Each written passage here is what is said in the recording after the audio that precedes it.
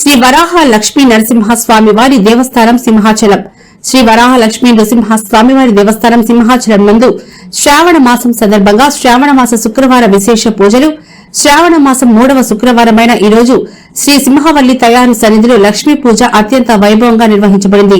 ఉదయం 7 నుంచి 9 వరకు జరిగిన ఈ పూజా కార్యక్రమంలో అధిక సంఖ్యలో జంటలు పాల్గొని స్వామివారి కృప పొందారు. అలాగే శ్రావణ మాసంలో ప్రతి శుక్రవారం సాయంత్రం 5 గంటలకు అమ్మవారికి సహస్రనామార్చన నిర్వహించబడుతుంది. అనంతరం బేడా మండపం తిరువీధి కార్యక్రమం సాయంత్రం 6:30కు భక్తి శ్రద్దలతో నిర్వహించబడింది.